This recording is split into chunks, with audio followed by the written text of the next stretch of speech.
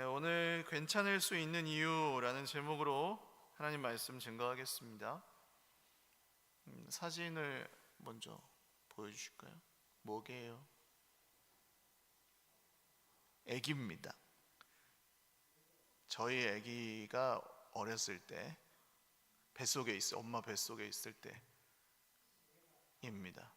그러니까 저 보시면은 머리가 있고 뒤에 이렇게 길게 나와 있는 건 척추 뼈가 이제 만들어지고 있는 거고, 팔다리가 이제 조금씩 생겨서 나오고 있는 중입니다.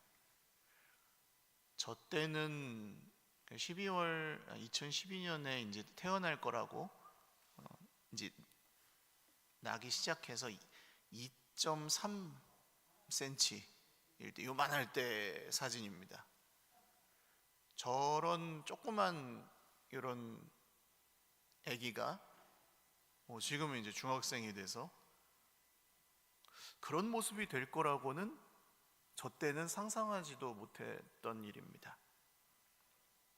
굉장히 신비한 일이죠. 우리 한 사람 한 사람의 인생 자체가 신비합니다.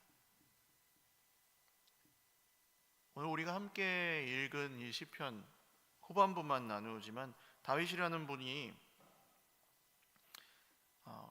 이 사실을 생각하면서 노래한 내용들입니다. 우리를 만드신 하나님의 솜씨가 아주 신비하구나. 다윗이라는 분의 인생을 이렇게 성경에서 살펴보면 참 왕이 된다는 하나님의 약속을 받았지만 그의 인생이 별로 평탄하지는 않았습니다. 수많은 기가 막힐 일들, 정신이 나가버릴 만한 그런 일들이 다윗의 인생에 너무 많았습니다. 이루 말할 수 없을 만큼 많습니다. 그럼에도 불구하고 계속해서 살아갈 수 있었던 다윗이 미치거나 죽지 않고 포기하지 않고 계속해서 괜찮을 수 있었던 이유를 오늘 다윗이 지은 이 시편에서 좀 발견할 수 있는데요. 12월이 되면 우리에게 찾아오는, 모든 분들이 그런 건 아니지만 찾아오는 사탄의 시험과 유혹이 있습니다. 뭐냐 하면 낙심입니다. 낙심. 1년 동안 수고하셨기 때문에 12월이 되면 지치거든요. 좀 1월 달에 지치는 분들은 그렇게 많지 않아요. 1월 달에는 새로 결심을 하시지 12월에는 근데 결심하기가 어렵고 피곤해서 지치는 마음이 좀 들어요. 그래서 거기다 지금 내 상황이나 형편 이런 게 좀 안 좋으면 더 그런 마음이 들고 무기력해지거나 포기하고 싶거나 그 낙심이 좀 우울이나 불안 이런 것들로 더 발전되기도 합니다. 그래서 그런 것들을 좀 우리가 이겨내고 그래도 주님이 이 땅에 우리를 살게 하시는 날 동안에 계속해서 힘을 내어서 살아갈 수 있도록, 새해를 맞이할 수 있도록 오늘 괜찮을 수 있는 이유에 대해서 말씀을 통해서 좀 생각해 보겠습니다. 첫 번째로 우리가 괜찮을 수 있는 이유는 하나님이 우리를 만드셨기 때문입니다. 하나님이 우리를 만드셨기 때문입니다. 만드셨는데 그냥 우연히 만들어진 것 같잖아요. 사람이 그냥 나 아빠랑 엄마가 만나고 뱃속에서 아기가 수정되고 그래서 그게 그냥 된 것 같잖아요. 근데 그렇지 않습니다. 저 아까 보신 조그만 2cm만한 그 아기가 몸이 이렇게 커지는 거야. 사람도 몸이 커지고 그러니까 그것도 신기하지 않으세요? 몸이 클 만큼만 큰다는 것도 더 크지 않아요. 먹는다고 크지 않고 나이가 든다고 크지 않고 클 만큼만 딱 커요.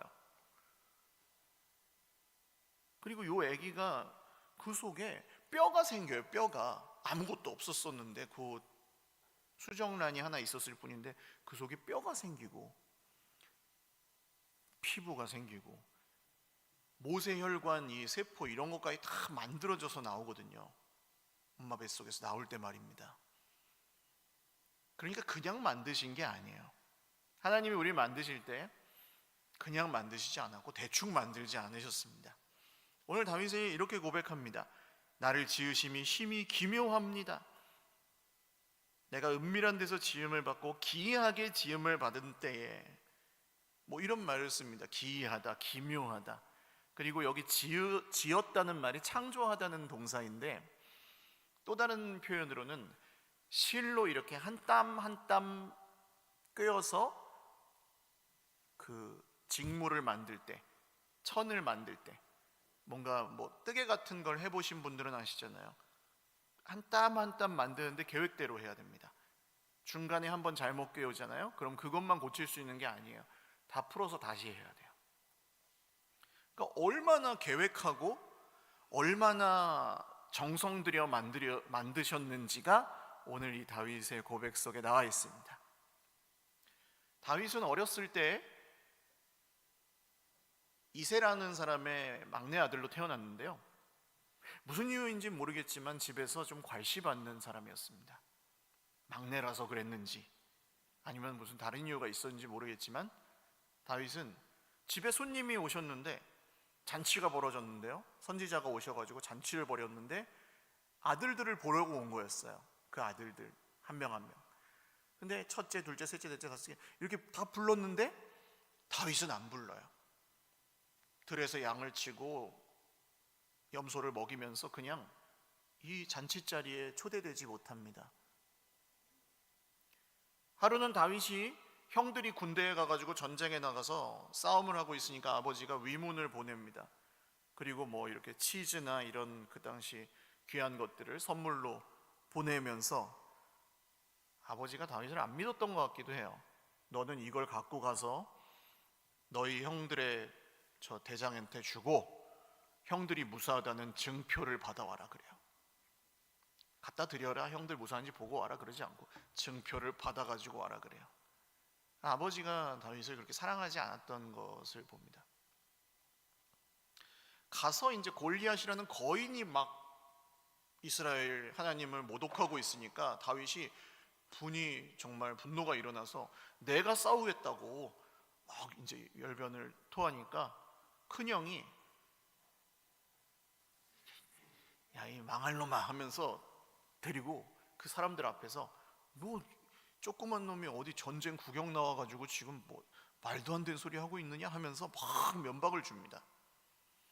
이렇게 다윗은 그 존재 자체를 사랑받거나 인정받는 사람이 아니었고 굉장히 불우한 삶을 처음에 살았습니다.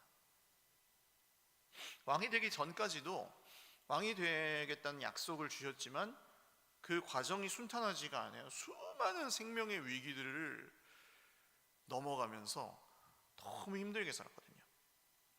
그럼에도 불구하고 이 다윗이 그때 자기의 인생을 포기하거나 진짜 나는 이렇게 비참하고 난 초라하구나, 나는 아무것도 아니구나 이렇게 생각하지 않고 계속해서 살아갈 수 있었던 이유는 무엇입니까? 하나님께서 나를 만드셨는데 그냥 우연히 대충 만드신 것이 아니라는 이 믿음 때문이었습니다. 사랑하는 여러분, 오늘 우리의 삶이 여러 이유로 실패한 것처럼 느껴지고 초라해 보이실 수 있습니다.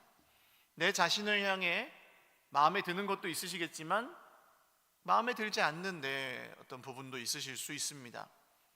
그러나 거기서부터 나의 존재 가치를 찾지 마시고 하나님이 나를 얼마나 소중하고 특별하고 정말 계획대로 만드셨는지 이 사실로부터 오늘 살아갈 힘을 얻으실 수 있기를 주님의 이름으로 축원을 드립니다.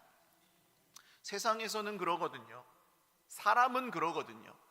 부모님들도 자녀를 볼 때 제가 저렇게 성실하게 살지 않고 제가 저렇게 대충 자기 할 몫을 잘 하지 못해서 뭐가 될까? 저러다가 큰일 나지 않을까? 이런 염려들, 부모라면 당연히 하는 염려입니다. 그렇지만 그 염려는 절반 정도로 줄이시고요, 당연히 사랑하기 때문에 염려하는 건 당연한 거지만 절반 정도로 줄이시고요, 하나님께서 이 아이를 만드셨다는 사실을 더 믿으십시오. 할렐루야. 자녀만 그런 게 아닙니다. 내 자신도 내가 이러다가 어떻게 될까 불안하구나, 이 불확실성의 세상 속에 내가 해놓은 것도 없고 가진 것도 없고 몸은 점점 아프고 불안하구나. 그렇게 보지 마시고 하나님이 나를 만드셨고, 근데 대충 만드신 게, 우연히 만드신 게 아니라 특별하게 만드셨으니 나를 향한 특별한 계획을 갖고 계시다는 사실을 믿으시기를 바랍니다. 그래야 힘이 나요. 그래서 괜찮아요. 두 번째 이유는 하나님께서 우리를 향해 품으신 생각이 보배로우시기 때문입니다. 17절 말씀을 보시면 하나님께서 그 생각을 가지고 계시는데, 내게 어찌 그리 보배로우신지요. 내게, 하나님이 나를 향하여 품으신 하나님의 생각이 얼마나 보배로운지, 특별한지, 귀한지, 그걸 발견했다는 거예요. 거기서 살 길이, 거기서 살 힘이 나와요. 아, 내가 처한 상황이나 내 지금 모습이나 이런 데서 우리가 살 힘을 얻으면 잘 될 때도 있긴 하지만 우리 인생에는 힘들 때도 많고요. 우리가 남들보다 더 뛰어나고 잘하는 것도 있긴 하지만 대부분의 우리 인생에 우리가 누리고 살아가는 것들은 평범하잖아요. 거기서 우리의 살 힘을 얻으려고 하면 얻기가 어렵습니다. 염려나 불안이 더 많을 수밖에 없습니다. 그렇지만 하나님께서 나를 쉽게 말하면 좋아하세요. 하나님이 나를 좋아하신다고요. 한번 따라 하실까요? 하나님이 나를 좋아하십니다. 옆에 계신 형제 자매들에게 말씀해 주실까요? 하나님이 우리 형제님을 좋아하십니다. 하나님 우리 자매님 좋아하십니다. 좋아하십니다. 좋아하세요. 하나님이. 네, 하나님이 좋아하십니다. 어려서부터 막 혼나고 무서운 그런 자란 분들은 하나님 날 싫어하시고 무서운 분이라고 생각하시는 분도 있는데요, 오해십니다. 하나님은 우리를 좋아하십니다. 아유 목사님, 그래도 내가 좀 뭘 잘해야지 좋아하죠. 잘못 배우셨습니다. 우리가 잘하기 전에 하나님이 먼저 우리를 좋아하십니다. 아멘? 우리가 착해져서 좋아하신 게 아니라 우리가 하나님을 믿기 전에도 우리를 좋아하셨습니다. 우리가 태어나가지고 좀 뭔가 많이 해가지고 그 다음부터 좋아하신 게 아니고, 교회에서 봉사해서 좋아하신 게 아니고, 어머니 뱃속에 그 형질이 만들어지기 전부터 좋아하셨습니다. 믿으시겠어요? 성경에 그렇게 써 있잖아요. 하나님 그렇다고 하시는데 하나님 우리를 좋아하십니다. 우리를 향한 선한 뜻을 갖고 계시고, 그러니까 좋다는 게 뭐냐 하면 내가 저 사람 좋아해 이거예요. 내가 저 사람 좋아해요. 하나님이 우리에게 호의를 품고 계시다고요. 좋은 뜻을, 우리를 좋아하신다고요. 사랑하신다고요. 옆에 계신 형제 자매들에게 한번 또 고백하시죠. 나도 우리 형제님 자매님 좋아합니다. 좋아합니다. 좋아합니다. 계셔서 너무 좋고 제 옆에 계셔주셔서 고맙습니다. 이런 마음 가지고 우리가 사는 이유는 하나님이 나를 좋아하시고 내 옆에 있는 형제 자매들도 좋아하시기 때문입니다. 그래서 우리가 이 하나님이 우리를 향하신 이 생각이 보배로우시다는 것, 그리고 그것을 이 다윗이 이렇게 얘기해요. 수가 어찌 그리 많은지요, 세려고 할지라도 그 수가 모래보다 많습니다. 이 말이 무슨 얘기냐 하면 하나님이 우리를 좋아하시는데 우리가 그렇게 느끼지 않을 때가 있어요. 느끼지 못할 때가 언제요? 우리 인생에 좀 어려움이 찾아왔을 때, 우리가 힘들 때, 우리의 모습이 괜찮지 않을 때, 그럴 때 우리는 하나님이 우리를 좋아하지 않으신다고 느끼거나 하나님이 우리에게 벌을 주신다고 느끼기도 합니다. 근데 다윗은 이렇게 고백합니다. 하나님이 저를 향한 이 보배로운 뜻을 갖고 계시는데, 저를 좋아하시는데 그걸 제가 다 모릅니다. 헤아릴 수 없습니다. 세어보려고 했는데 셀 수 없었습니다. 즉 내 눈에 보이는 이 형편과 상황이 하나님이 저를 좋아하시는 것과 싫어하시는 것과 그런 거랑 관계 있지 않다는 얘기야. 하나님 그냥 좋아하세요, 우리를. 근데 우리 눈에 우리 상황과 형편이 그냥 좀 어려울 때가 있을 뿐인 거지, 우리가 문제를 겪거나 고난 중에 있어도 하나님은 여전히 우리를 좋아하시고 사랑하세요. 할렐루야. 이 말이 가진 거부감이 혹시 있으시다면, 이 말에 거부감이 있으시다면 그 이유를 잘 살펴보십시오. 하나님이 날 사랑하시고 좋아하신다는 말에 거부감이 있으시다면 이유를 잘 살펴보십시오. 그게 왜 그런지, 왜 거부감이 드는지.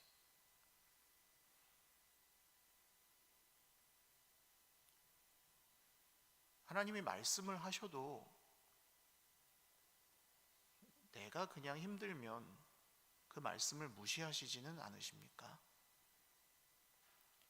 하나님이 나를 사랑하신다고 십자가에서 아들을, 생명을 주실 만큼 우리를 사랑하신다고 말씀하셨는데 그냥 내가 힘들면 그 말씀에 귀를 닫아버리거나 그렇게 살지 않으셨습니까? 그렇다면 하나님이 나를 사랑하시고 좋아하신다는 말에 거부감이 드실 수 있어요.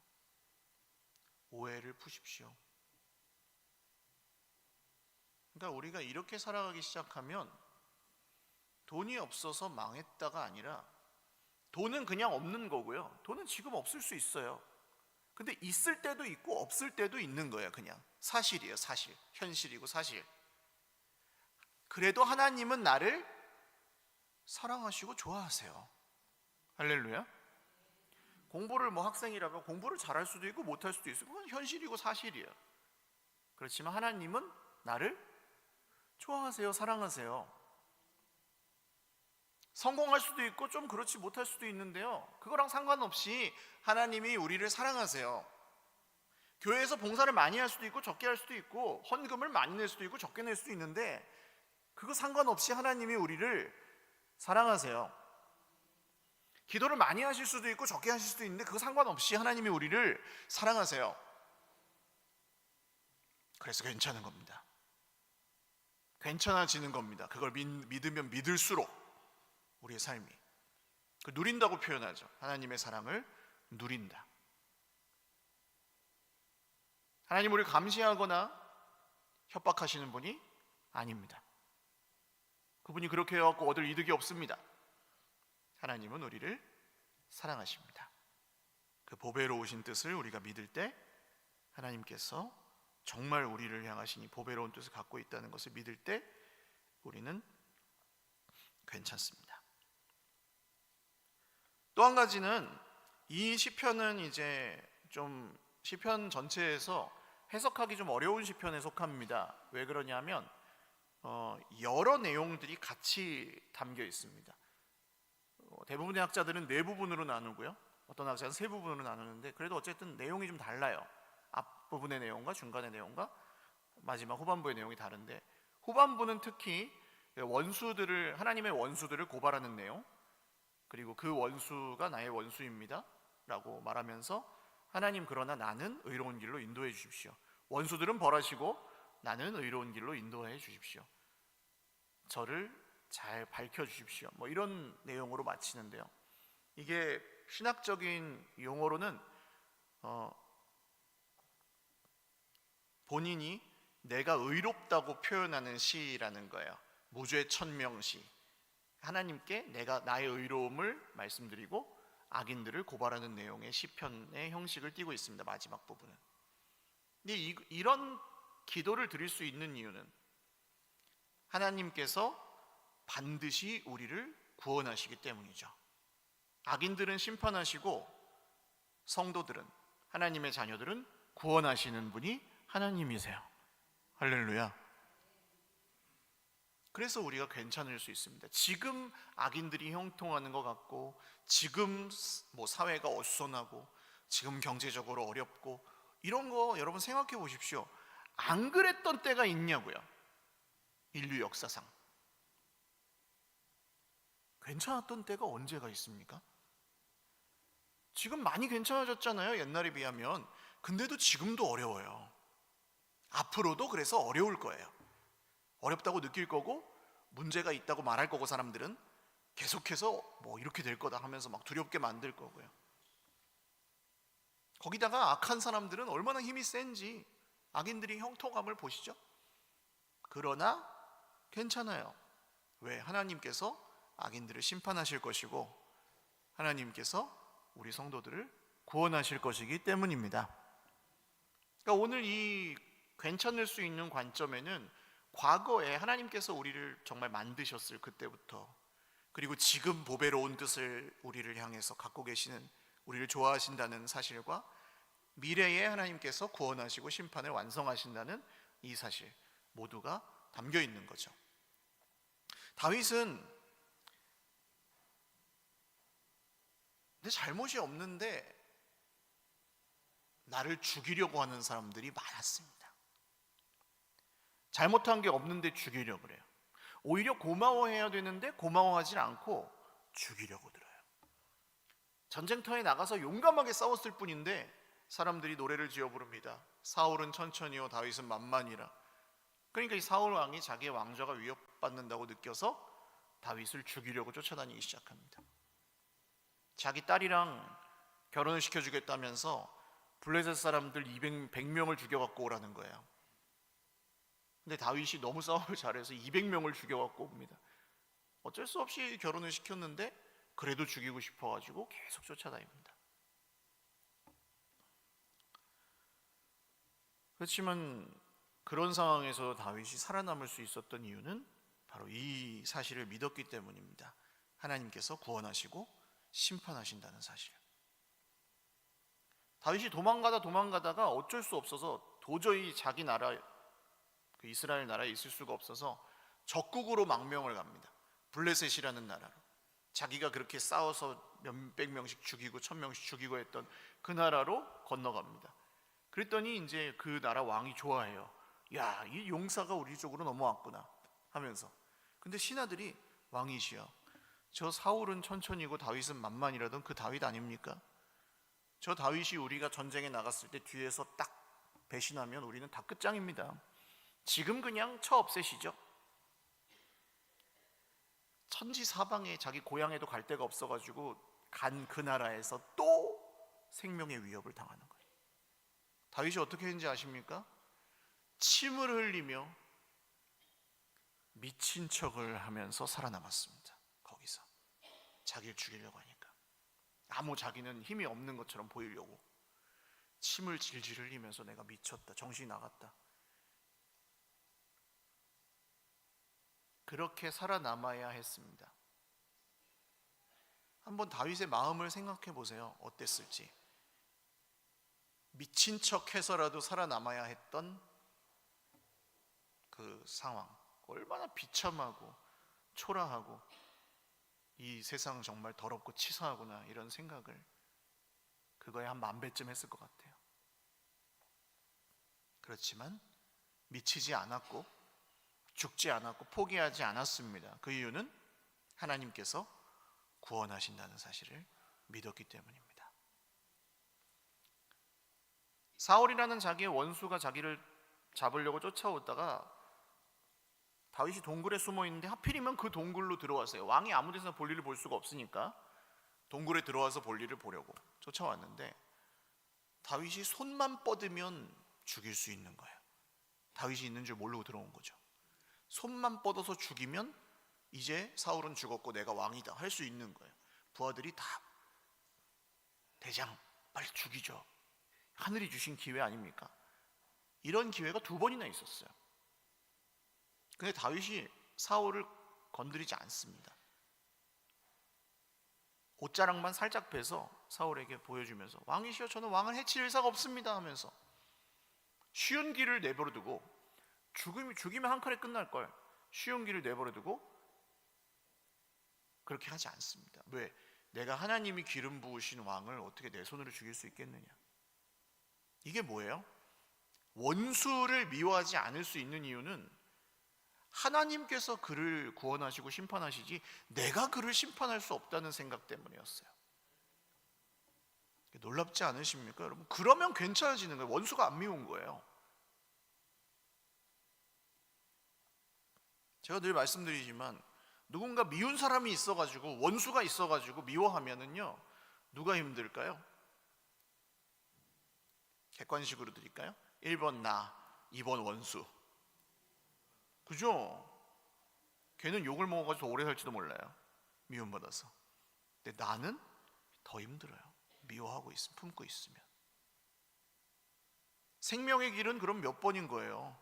생명의 길은 하나님이 저 원수를 심판하실 거니까 나는 저 원수를 심판하지 않겠다고 믿어야 생명의 길인 거예요, 그게. 할렐루야. 건강하게 사십시오, 여러분. 원수를 미워하며 시름시름 앓다 가지 마시고 내 인생의 수많은 문제들로 인하여 내 존재를 막 무너뜨리며 살다가 가지 마시고 오늘 나를 좋아하시고 나를 향한 그 놀라운 계획을 갖고 계시는 이 하나님의 선하심을 믿고 내 인생을 향해서 선포하시기 바랍니다. 괜찮다고. 할렐루야. 그렇다면 이제 이것이 잘 믿어지지 않을 때, 여전히 12월 우리의 삶에 고난이 많고 힘들어서 순간순간 헷갈리고 믿어지지 않을 때, 그때 우리에게 필요한 것이 무엇이냐, 이게 결론입니다. 오늘 이 18절 마지막에 보시면 다윗이 이렇게 고백하죠. 내가 깰 때에도 여전히 주와 함께 있나이다 라는 말인데요, 내가 깨어보니, 눈을 떠보니 내가 주님과 함께 있었습니다, 그런 뜻입니다. 즉 이 앞에도 12절에도 빛과 어둠에 대한 얘기가 나오는데요, 우리가 어둠 가운데 있을 때는 안 보이는 거예요. 자고 있는 거예요. 야, 내 인생이 이렇게 고난이 많은 걸 보니 내 인생은 실패했구나. 하나님이 나를 만드실 때 저 대단한 사람은 잘 만드셨는데 나는 좀 덜 떨어지게 만드셨구나. 나 같은 인생은 살아야 뭐하나. 우리 연세 드신 선배님들은 아유, 나이 드니까 그냥 예전 같지 않고 힘들고 몸도 아프고 생각하는 거나 행동하는 거나 다 예전 같지 않고 그게 마음에도 안 들고 늙으면 죽어야지, 이런 생각들이 다 어둠에 속한 생각들입니다.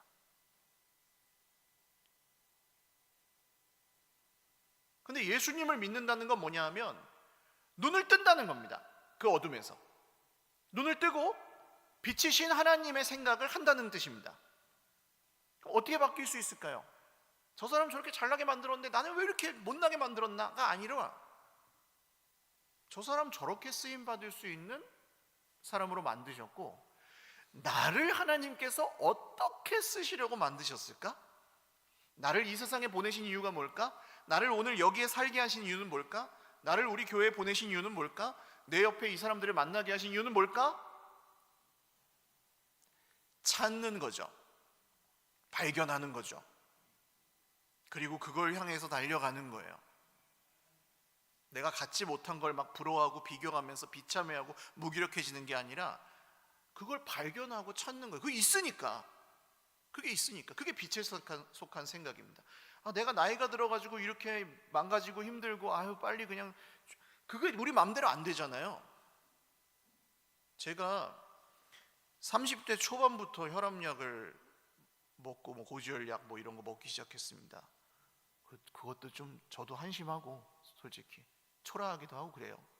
비참하기도 하고 30살 초반, 왜 30대 초반부터 그걸 먹을 만큼 건강 관리를 잘 못할까 이런 생각도 했는데, 그래갖고 제가 의사 선생님한테 선생님 제가 그냥 운동하고 이렇게 관리해가지고 안 먹으면 안 됩니까? 그랬더니 선생님이 딱 저한테 한 100세쯤 사실 거 아니에요? 특별한 사고나 이런 게 없으면? 근데 한 50년 누워있고 싶으면 먹지 마세요 그러더라고요. 50년 누워있고 싶으면 먹지 말아요. 그냥 건강하게 살면, 귀찮은 거 하나밖에 없으니까 혈압약 먹으면, 그 귀찮아서 안 먹을 거면 50년 누워있을 생각하고 안 먹으라고. 그래서 그때부터 먹었습니다. 그냥. 무슨 얘기냐면 죽고 싶다고 죽을 수 있는 것도 아니에요. 50년 누워있을 수도 있다고요. 진짜로. 얼마나요? 우리의 삶이 원한다고 사라지고 원한다고 죽어지는 그런 게 아니에요. 하나님 주셔서 사는 거고 하나님 가져가시는 날이 있는 거예요. 그냥. 그렇다면 우리 사랑하는 믿음의 선배님들, 나의 나이 들어감을 인정하고 받아들이시면서 그걸 연습하십시오. 내가 조금씩 약해져 가는 것도 적응하시고, 나의 생각이나 행동이 좀 둔하여지는 것들도 너무 슬퍼하거나 힘들어하거나 두려워하지 마시고, 살아계신 하나님의 질서와 섭리 가운데 혹시 내가 둔하여질지라도 하나님이 나를 인도하실 것을 믿으십시오. 그리고 사랑하는 공동체와 그 약함을 나누고 함께 하시면서 서로 도우면서 살아가십시오. 이게 빛에 속한 생각이에요. 눈을 떠보니 깨어보니 하나님이 나와 함께 계셨군요 라고 고백하는 이유가 바로 그렇습니다. 어둠에 속한 우리의 생각이 빛으로 바뀌는 순간, 믿음으로 이것들을 바라보게 되면 그렇게 함께 하신 하나님이 보인다는 것이죠. 오늘 12월 한 해 동안 좀 어려운 일도 많으시고 지금도 그런 문제들과 싸우고 계시겠지만, 사랑하는 여러분, 이 세 가지 사실로 인하여 하나님이 우리를 만드셨고 특별하게 보배로운 생각을 품고 계시고 우리를 반드시 구원하실 것이라는 이 세 가지 사실로 인해 오늘 괜찮으실 수 있기를 주님의 이름으로 축원을 드립니다. 기도드리겠습니다. 하나님이 우리를 만드실 때 너무 기이하고 신비하게 만드셨습니다. 한 땀 한 땀 수를 놓듯 뜨개질을 해서 작품을 만들듯 그렇게 우리를 만드셨습니다. 그러니 불안하지 않겠습니다.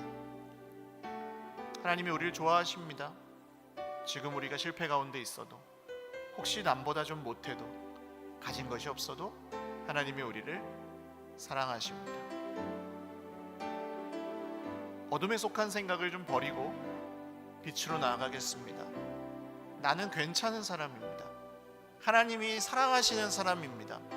예수님의 피로 값주고 사신 생명입니다.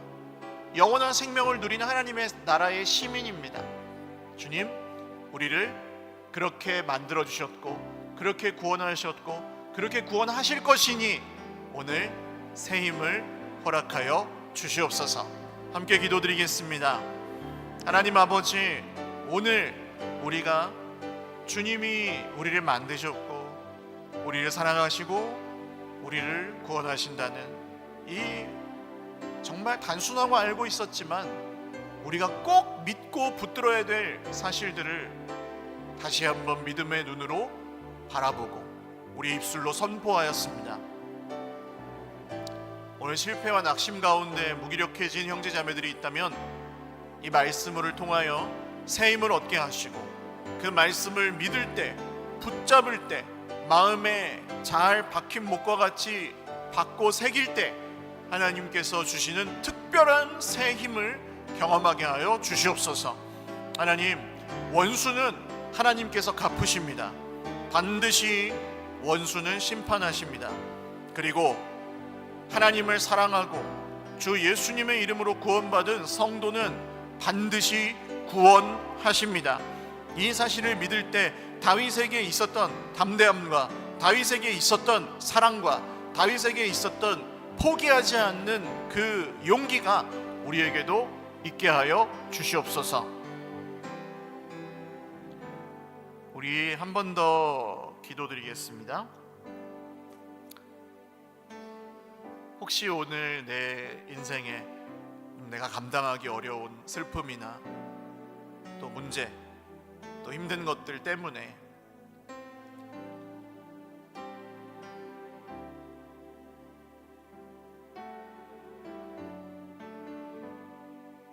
겉으로 표현할 수는 없지만 내 영혼이 고통 가운데 있다고 느끼시는 분들은 가슴에 손을 얹고 한번 기도하겠습니다.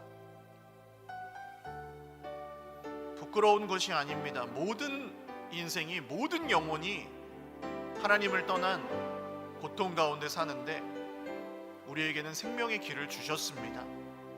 하나님, 저의 고통을 굽어보시고 불쌍히 여기시고 내가 주를 의지하오니 내가 주님을 신뢰하오니 나를 만드셨고 사랑하시고 구원하실 주님을 따르오니 주님 나를 이 고통 가운데서 건져주시고 하나님의 놀라운 일들을 보게 하여 주시옵소서. 우리 한 번 더 믿음으로 선포하며 기도하겠습니다. 하나님 아버지, 여러 이유로 오늘 우리의 영혼에 몸에 고통들이 있습니다. 그러나 그 고통 가운데 내가 무너지지 않고 거꾸러뜨림을 당하여도 거꾸러지지 않고 사방으로 우겨쌈을 당하여도 우겨싸이지 않는 나는 하나님의 자녀입니다. 하나님의 사랑받는 자녀, 우리는 그런 공동체입니다.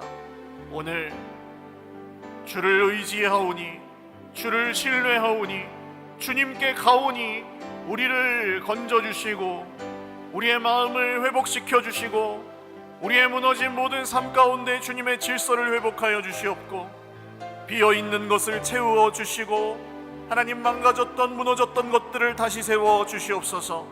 그리하여 정말 우리 하나님이 살아계신 것과 자기를 찾는 자들에게 상 주시는 분이심을 드러내시고 때를 따라 도우시는 은혜로 모든 주의 백성들에게 내리어 주시옵소서.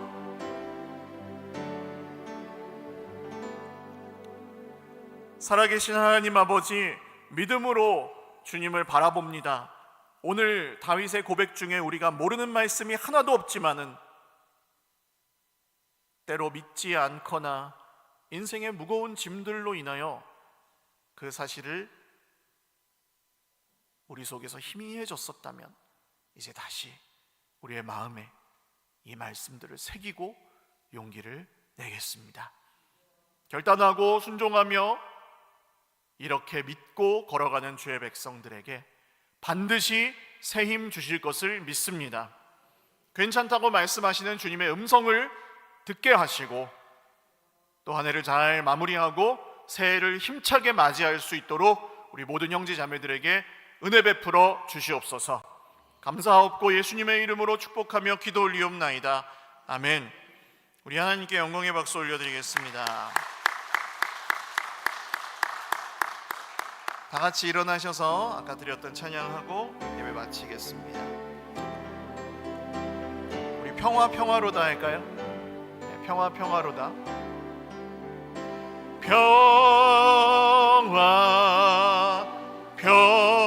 평화로다. 하늘 위에서 내려오네. 그 사랑의 물결이 영원토록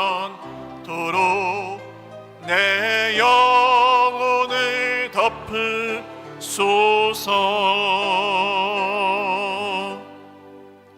이제는 우리를 모든 죄에서 구원하신 예수 그리스도의 무한하신 은혜와 우리를 만드셨고 우리를 좋아하고 사랑하시며 반드시 구원하실 하나님 아버지의 신실하신 사랑과 지금도 우리 안에 함께 계셔서 이 말씀을 믿고 상황과 문제를 따라가지 않을 수 있도록 마음을 지켜주시는 성령님의 교통하심이 오늘 말씀을 듣고 우리의 인생 불안하고 두려웠지만 다시금 괜찮다고 말씀하시는 주님의 말씀을 듣고 따라가며 일어나며 새힘 얻기를 원하는 모든 주님의 자녀들 머리 위에와 가정과 자녀 손들 머리 위에와 우리가 경영해가는 모든 일들 위에와 주님의 사랑받는 공동체 서일교회 위에 영원토록 함께 있을지어다. 아멘.